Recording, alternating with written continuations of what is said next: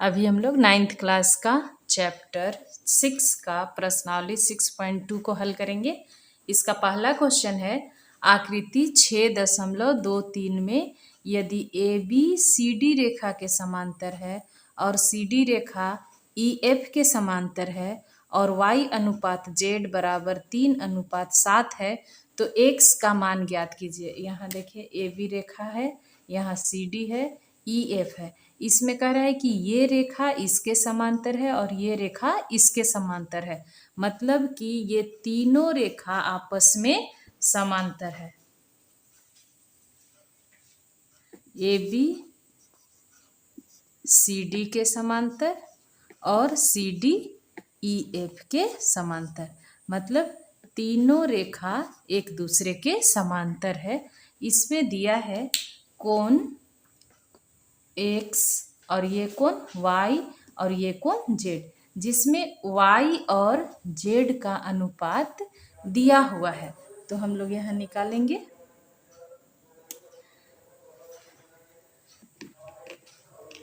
y अनुपात z बराबर 3:7 लिखा हुआ है, तो हम लोग मानेंगे y बराबर 3 के और z बराबर 7 के।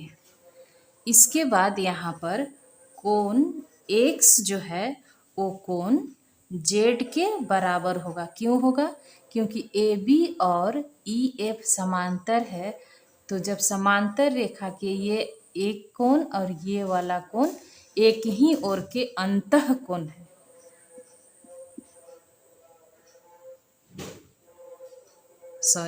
एकांतर कोण है।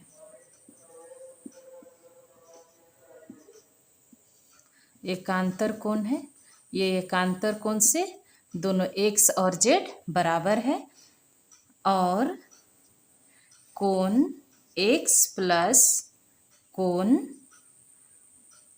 y बराबर 180 डिग्री होगा। क्यों होगा? क्योंकि समांतर रेखा के एक ही ओर के अंतः कोणों का योग 180 डिग्री होता है, तो इसलिए ये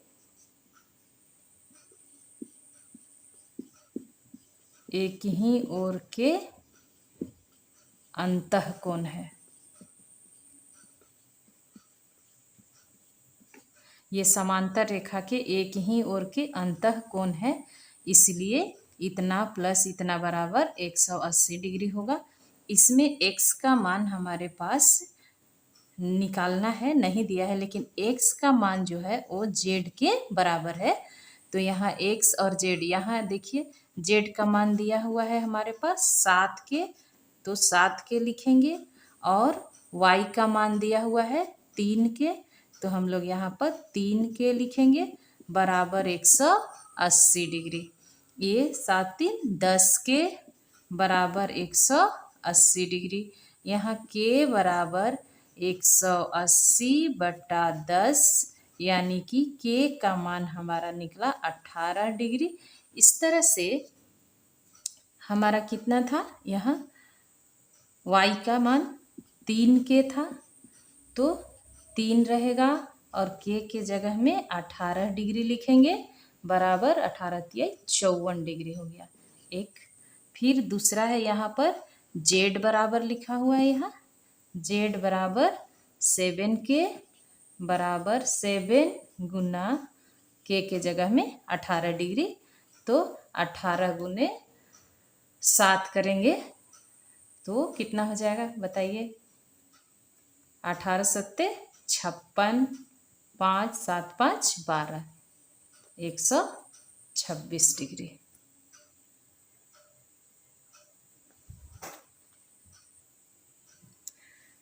हम लोग को क्वेश्चन में कह रहा है कि x का मान ज्ञात कीजिए। चूंकि x जो है वो z के बराबर है, तो z बराबर x, और x का मान हमारा z का मान निकला है 126 डिग्री, तो z का और x का दोनों का मान 126 डिग्री, ये आपका आंसर होगा।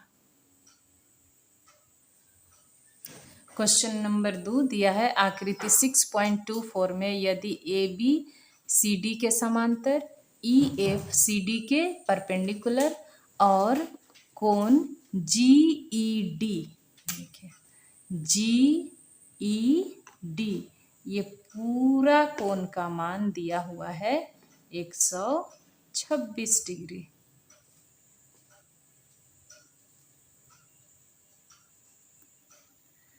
तो आपको निकालना है AGE, इस कोण का मान निकालना है। GEF, इस कोण का मान निकालना है।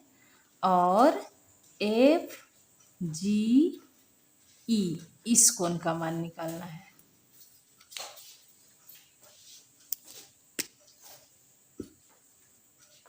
ये कोण और ये कोण का मान हम लोग को निकालना है। ये पूरा का मान दिया हुआ है, साथ में ये भी दिया है कि ये वाला 90 डिग्री है। तो हम लोग सबसे पहले हल करते हैं।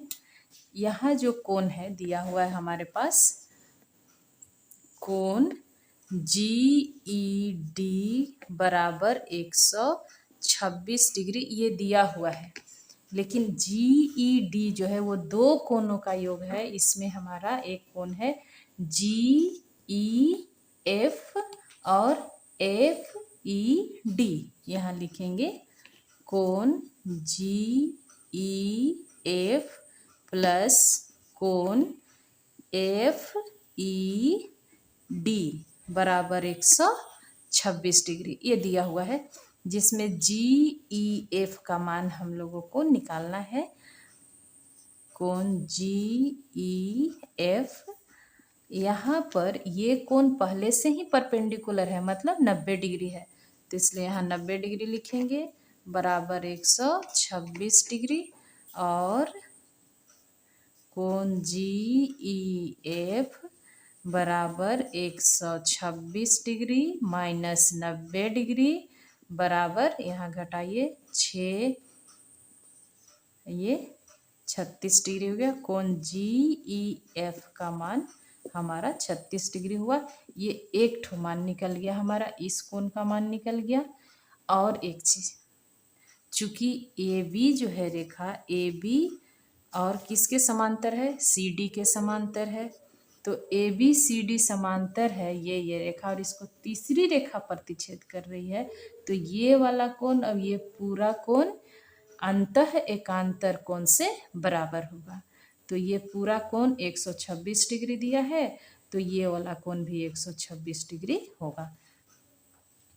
ये AB जो है वो CD के समांतर है, और इसको GE जो है रेखाखंड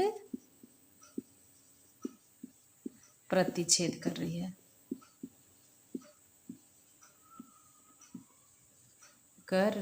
है। इसीलिए हमारा कोण AGE जो है वो बराबर होगा कोण GED के, यानी कि 126 डिग्री।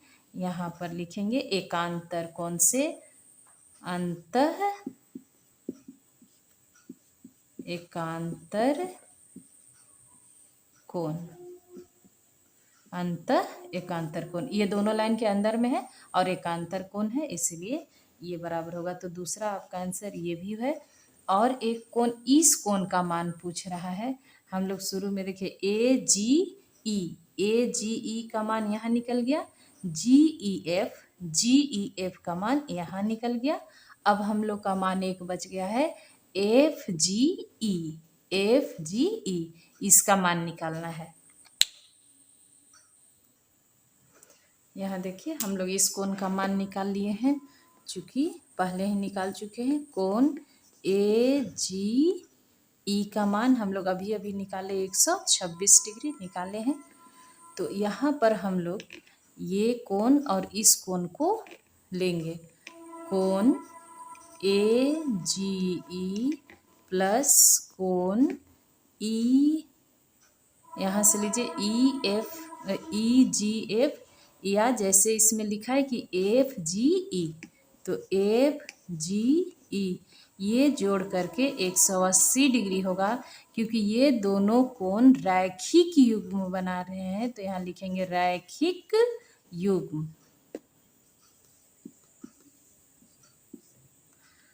इसका मान हमारे पास है 126 डिग्री प्लस कोण एफ जी ई बराबर 180 डिग्री और कोण एफ जी ई बराबर 180 डिग्री माइनस 126 डिग्री और यहाँ घटा देंगे तो हमारा मान निकल जाएगा कोण एफ जी ई का।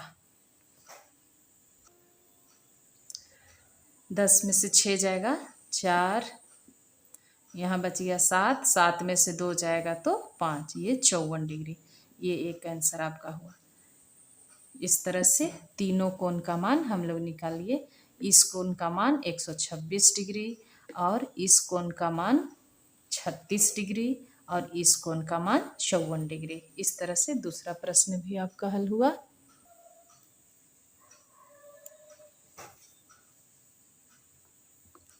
अगला प्रश्न दिया है आकृति 6.25 में यदि पी क्यू एस टी के समांतर है, पी क्यू एस टी के समांतर है और लिखा है कि कोण P Q R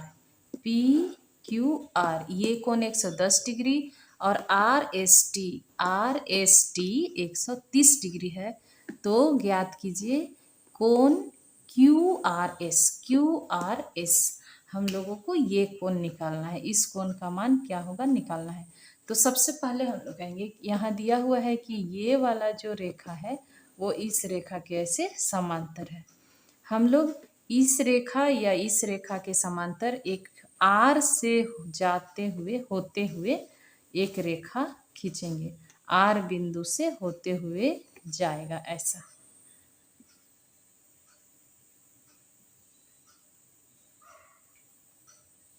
R S T इसका नाम था, इसका नाम कुछ भी ए बी रख लेते हैं। यहाँ देखिए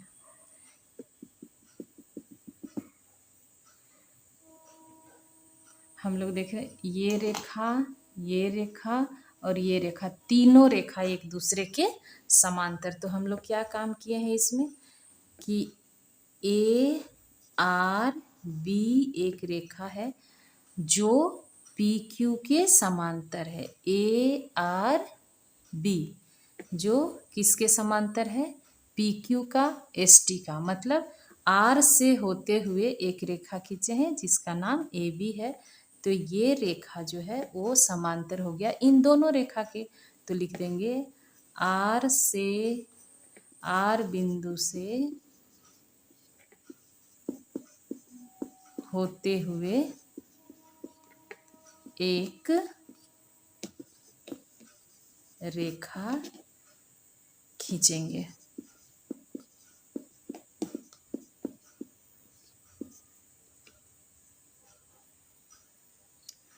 जब रेखा खींचेंगे तो इस तरह से हमारा ए बी जो हुआ वो पी क्यू के समांतर और पी क्यू एस टी के समांतर है।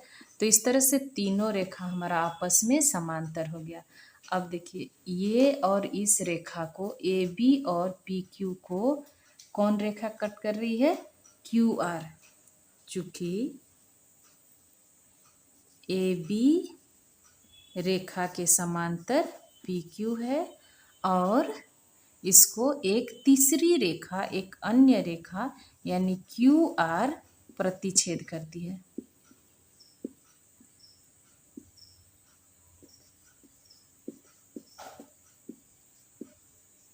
इसीलिए कोण पी क्यू आर बराबर हमारा कोण हो जाएगा कोण क्यू आर बी बराबर 110 डिग्री। ये एकांतर कोण से, ये पूरा कोण इस पूरे कोण के बराबर, पी क्यू आर बराबर क्यू आर बी। ये कोण और ये कोण एकांतर कोण से बराबर हो जाएगा, अंतः एकांतर कोण से बराबर हो जाएगा, एकांतर कोण। इसके बाद ये एक नंबर रखिए। अगला में हम लोग रखते हैं दूसरी, इधर से ये वाला रेखा जो है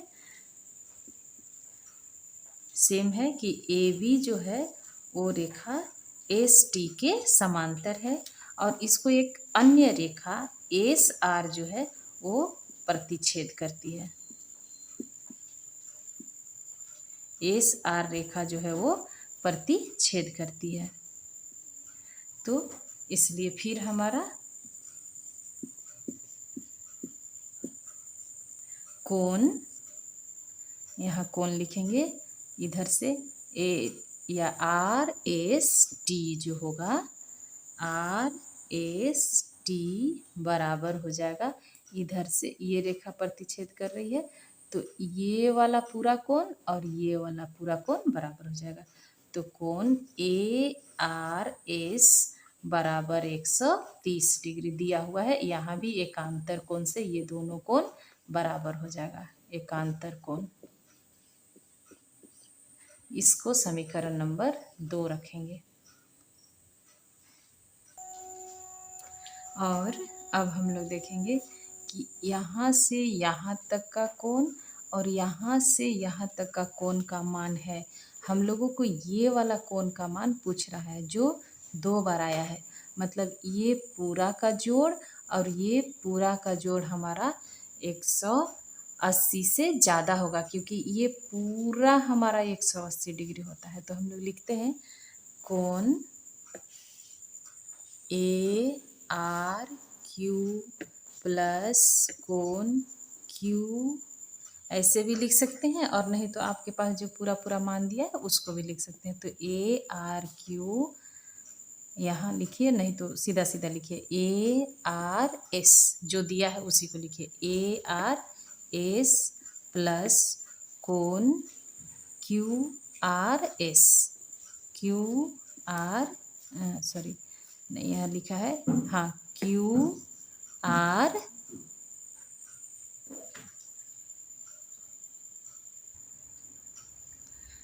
ए आर एस प्लस कोण क्यू आर बी, इतना बराबर हमारे पास क्या है, ए आर एस का मान कितना है, ए आर एस का मान यहाँ देखिए, इस समीकरण नंबर 2 से ए आर एस बराबर कितना दिया हुआ है, 130 डिग्री। और कोण क्यू आर बी, यहाँ देखिए कोण क्यू आर बी का मान कितना निकालने हैं हम लोग, यहाँ समीकरण नंबर 1 से 110 डिग्री। तो यहाँ 110 डिग्री, यहाँ अच्छे से समझिए। ए आर एस हम लोगों ने समीकरण नंबर 2 में निकाला, ए आर एस का मान 130 डिग्री, तो यहाँ 130 डिग्री लिख दिए। क्यू आर बी, यहाँ क्यू आर बी का मान हम लोगों ने समीकरण नंबर 1 में लिखा है 110 डिग्री, तो यहाँ 110 डिग्री लिख दिए। और देखिए ए आर एस को हम 2 बड़ा कोण के नाम से लिख सकते हैं, इस कोण जोड़ इतना कोण। तो लिखिए कोण ए आर क्यू प्लस कोण क्यू आर एस लिख सकते हैं, क्योंकि 2 कोण जोड़ करके बन रहा है। तो ए R Q plus Q R S, और उसी तरह से इस कोण को भी हम लोग 2 भाग में लिख देंगे, Q R S plus S R B. यहाँ लिखेंगे कोण क्यू आर एस प्लस कोण S R B, S R B. यहाँ पर कोण, क्या कोण का नाम है यहाँ पर, पी। और इतना बराबर हमारा ये जो मान है 130 डिग्री प्लस 140 डिग्री जोड़ेंगे तो आ जाएगा 240 डिग्री। ठीक है,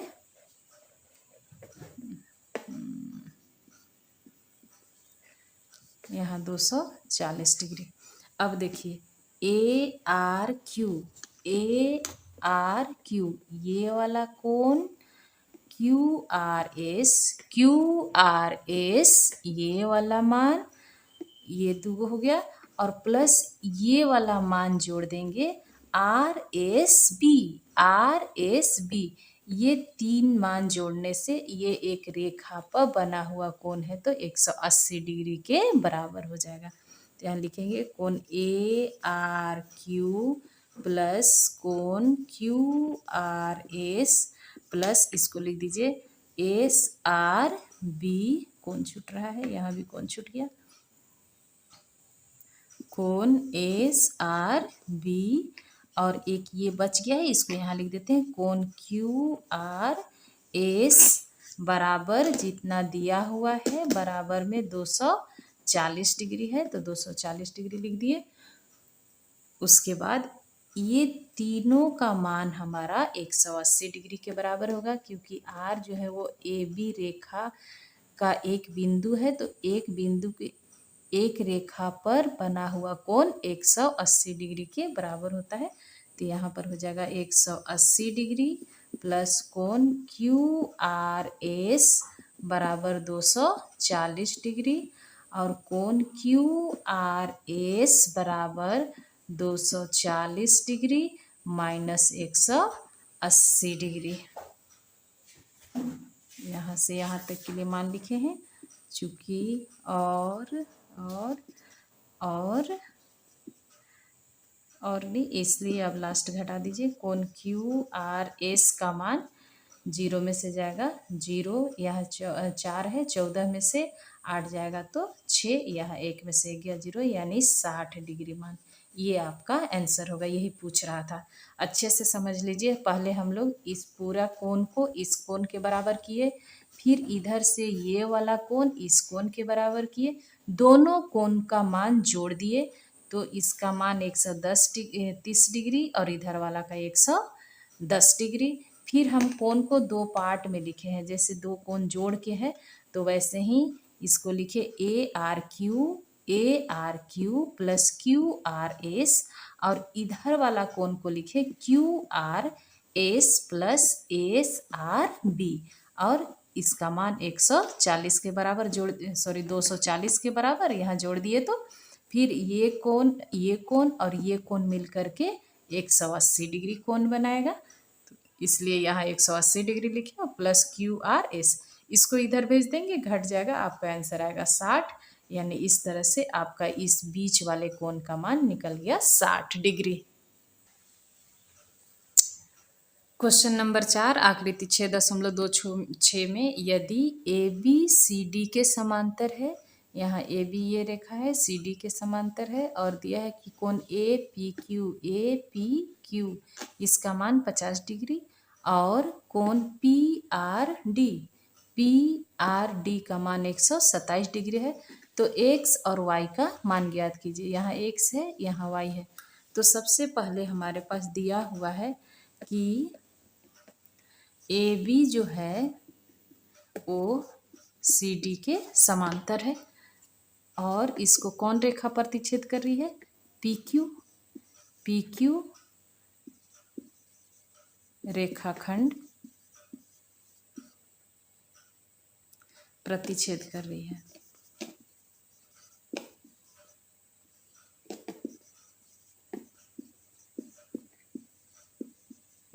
इसीलिए हमारे पास कोण ए पी क्यू बराबर कोण पी क्यू आर होगा एकांतर कोण से। ये एकांतर कोण है, अंतः एकांतर कोण से, अंतः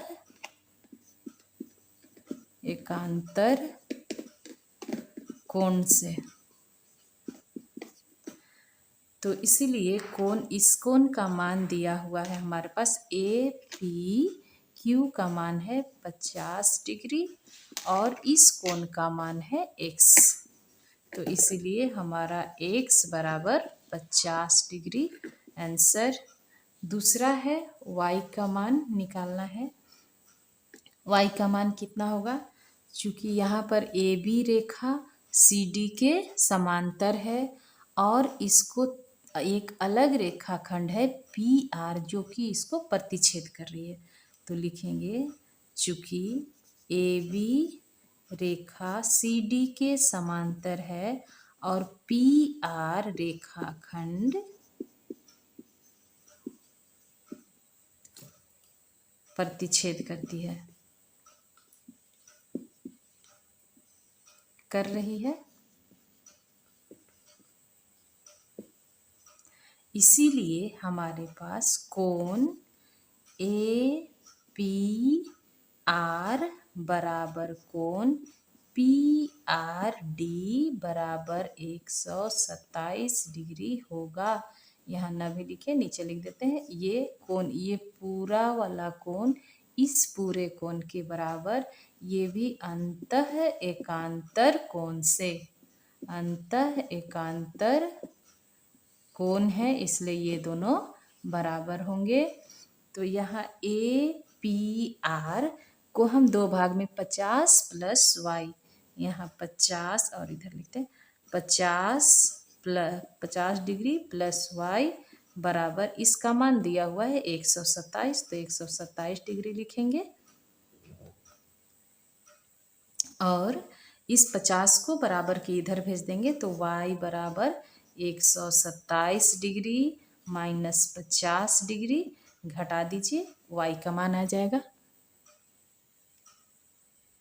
यहाँ लिख देते हैं y बराबर, इधर घटा के, यहाँ नहीं दिख रहा है तो y बराबर, इसलिए हमारा y बराबर मान आ गया 7 में से 0 जाएगा तो 7, यहाँ है 12, 12 में से 5 जाएगा तो 7, 77 डिग्री। ये आपका y का मान आ गया, यहाँ आपका x का मान हुआ। इस तरह से चौथा नंबर क्वेश्चन भी समाप्त हुआ। नेक्स्ट पांचवा और अंतिम प्रश्न है इस चैप्टर का। लिखा है आकृति 6.27 में PQ और RS दो दर्पण हैं जो एक दूसरे के समांतर रखे गए हैं। एक आपतन किरण AB दर्पण से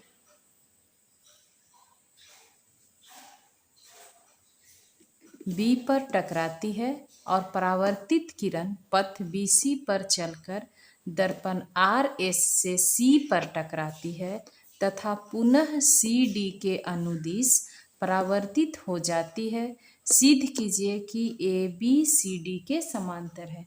यहाँ फिगर में देखिए, यहाँ कह रहा है कि PQ RS दो दर्पण है, यानी ये दर्पण है। इधर से भी ये दर्पण है और दोनों एक दूसरे के समांतर रखा हुआ, यानी PQ और RS जो दर्पण है वो एक दूसरे के समांतर है।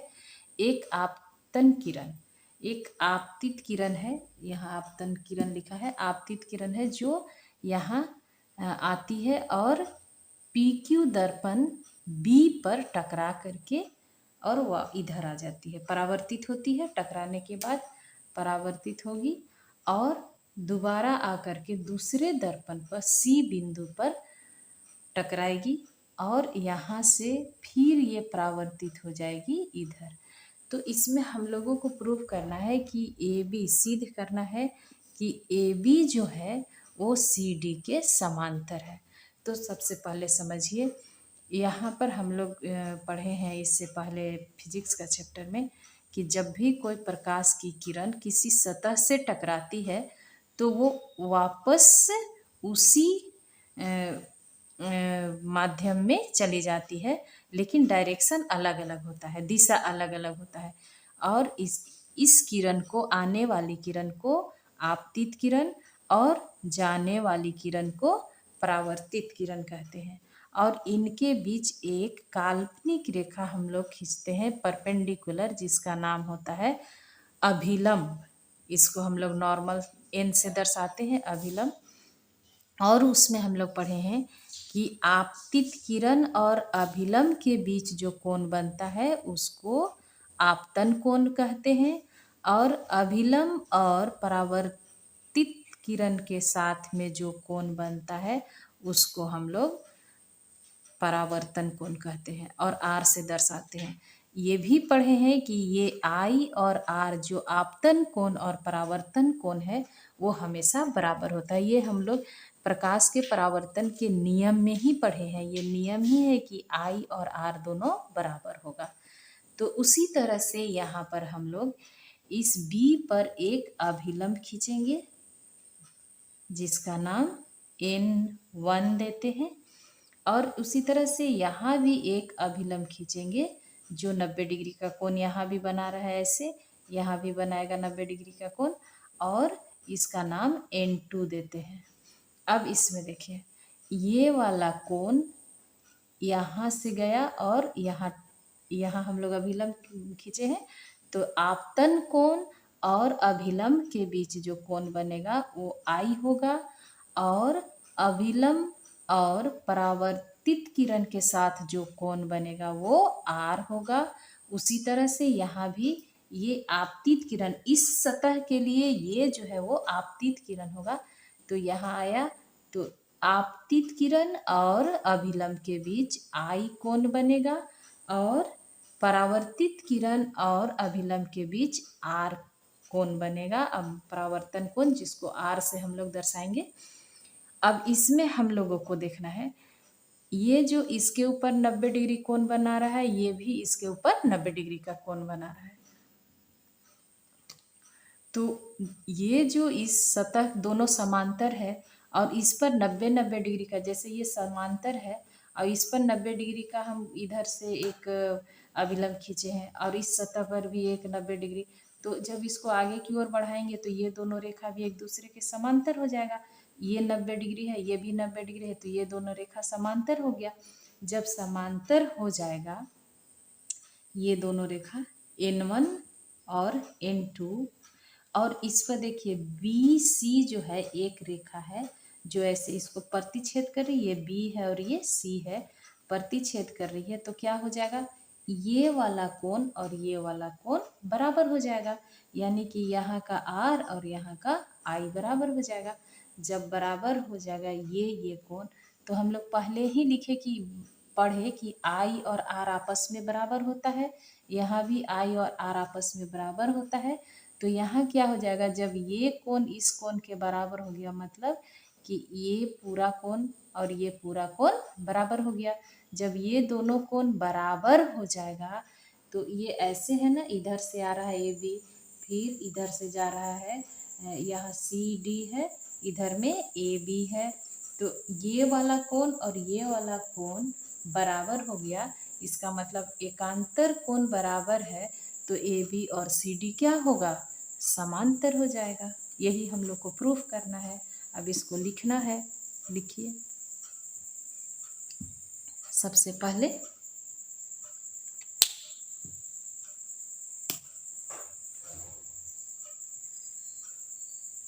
N1 अभिलंब है,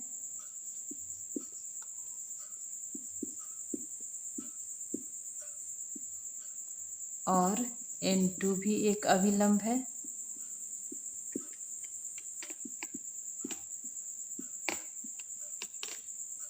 इसलिए हम लोग इसको खींचे हैं, काल्पनिक रेखा है। यहाँ पर हमारा कोण ABN1 बराबर कोण बनेगा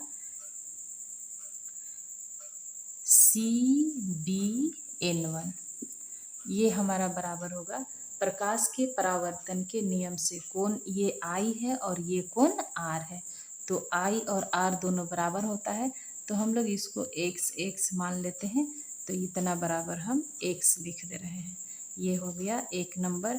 ये प्रकाश के परावर्तन के नियम से दोनों बराबर हैं, आपतन कोण और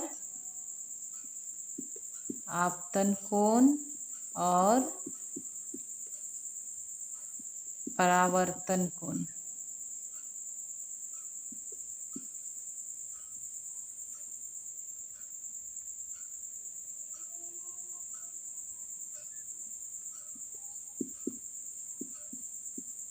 आपतन कोण और परावर्तन कोण दोनों ये है, दोनों बराबर होगा, तो हम लोग इसको x से डिनोट कर लिए। दूसरा में इधर हमारा वैसे ही है, क्योंकि यहाँ पर एक हम लोग N2 खींचे हैं, ये N2 है, तो यहाँ भी हमारा क्या है कि ये वाला कोण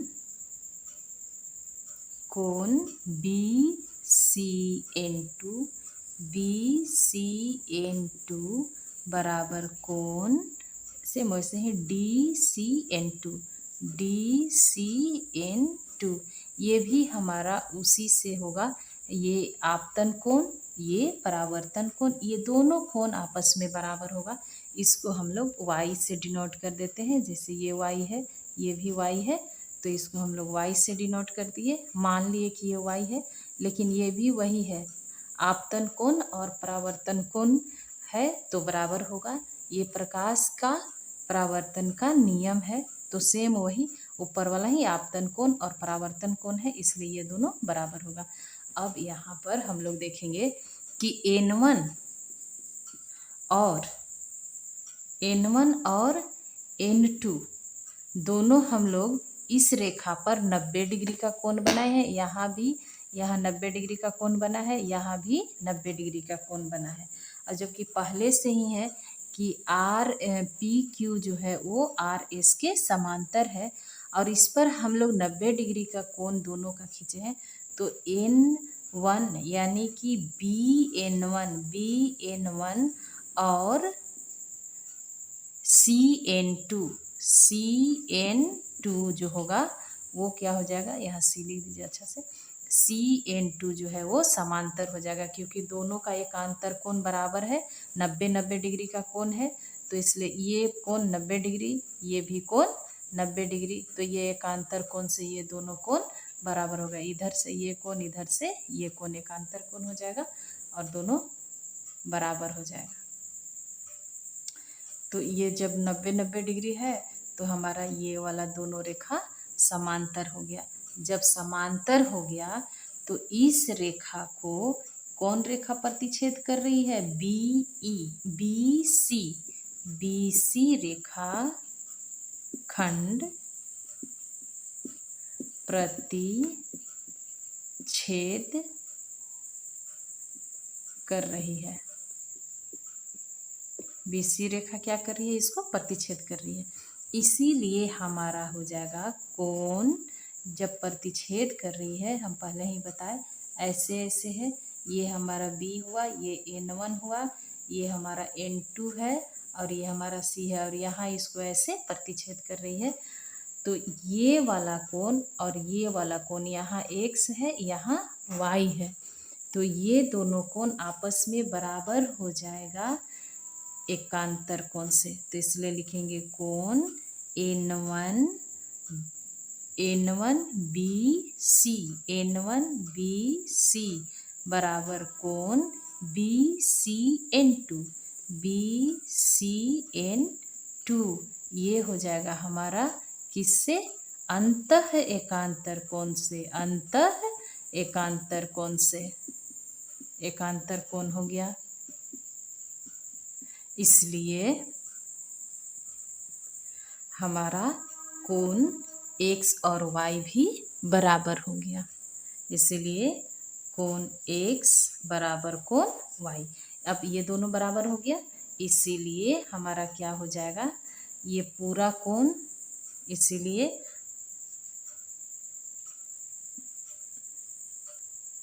जब X Y के बराबर हो गया तो ये X Y ये सब बराबर हो गया, तो इसलिए ये पूरा कोण इस पूरा कोण के बराबर यहाँ लिख रहे हैं। इसीलिए कोण ये पूरा ABC बराबर कोण BCD ये बराबर हो गया, क्योंकि ये x प्लस एक्स यहाँ y प्लस वाई, जब x y के बराबर हो गया तो ये भी 2x हो जाएगा, ये भी 2x हो जाएगा, या फिर ये 2y है तो ये भी 2y हो जाएगा, तो ये बराबर हो गया। जब ये बराबर हो जाएगा, ये क्या से बराबर हो गया, क्योंकि ये वाला हम लोग जब यहाँ से बराबर किए x y से, जब ये बराबर हो गया तो एक तरह से हम लोग देख रहे हैं कि जो ये जब भी हमारा ऐसा ऐसा है और इसके बीच का ये वाला कोण और ये वाला कोण बराबर हो गया, ऐसा दिया हुआ है, आपका फिगर ऐसे है, यहाँ से है ऐसे ऐसे, तो ये रेखा ऐसे आगे की ओर, ये आगे की ओर, तो ये वाला कोण और ये वाला कोण हमारा बराबर हो गया। मतलब ये दोनों कैसा कोण है, अंतः एकांतर कोण है, तो अंतः एकांतर कोण बराबर हो गया। इसीलिए हमारा ये बी रेखाखंड जो है वो सी डी के समांतर हो गया। तो इतना बराबर हमारा 2x या 2y कुछ भी लिखेंगे, लेकिन एक्चुअल में ये अंतः एकांतर कोण है। एकांतर कोण ये बराबर है, ये हम लोगों ने बराबर किया, यहाँ बराबर हुआ, इसीलिए हम लोग कहेंगे कि ए बी जो है वो सी डी के समांतर है। ये हम लोग को प्रूव करना था। जब एकांतर कोण बराबर हो गया तो तभी बराबर होता है जब वो दोनों रेखा समांतर होता है। तो एकांतर कोण बराबर हुआ तो ए बी जो है वो सी डी के समांतर हो गया। इस तरह से आपका ये चैप्टर